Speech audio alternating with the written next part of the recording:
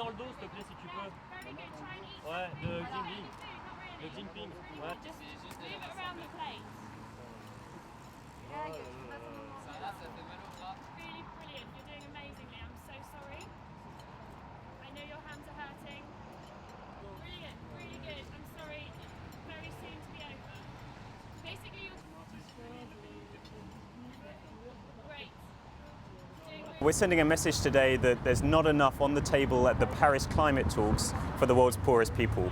We need to see a deal that delivers real money to help the world's poorest to adapt to the impacts of climate change.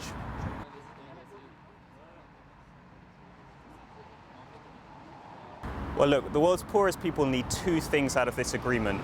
First, they need to make sure that emission cuts are much stronger coming out of Paris. So we need to make sure that we get greenhouse gas emissions down to avoid the very worst impacts of climate change in the future. And secondly, we've got to help the people that are on the front lines of this crisis to cope with the impacts that they're already experiencing. Droughts, floods, heat waves, their crops are dying, it's harder for them to feed their families. They need money on the table as well.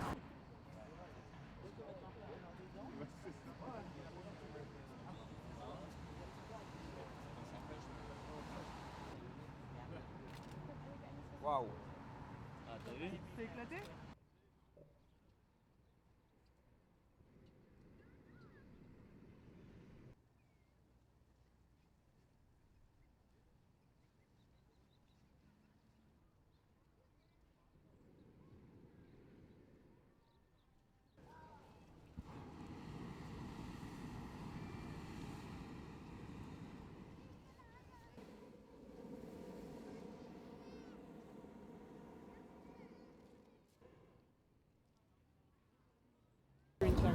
The most important thing is a long-term vision that by 2050 we can have 100% renewable energy access for all.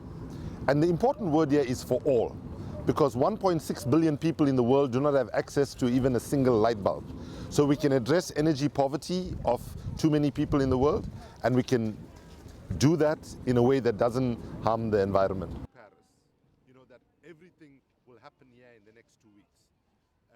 And it's not a question of, you know, there's a question of, are we optimistic, are we realistic, are we idealistic, and so on.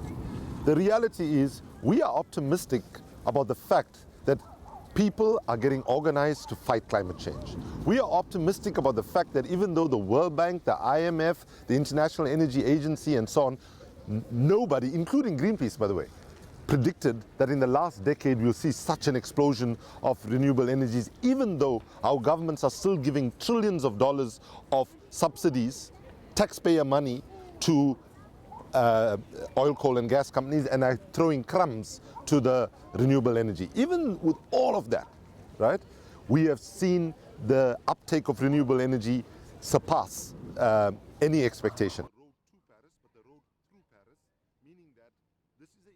But right now, if you look at what are the commitments on the table, we would be naive to actually expect that they will deliver what the science says. So in that sense, we are not going to be shocked, like some of us were in Copenhagen.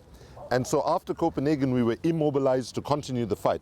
We are going to be energized on the 12th of December to pick up the fight and push it forward.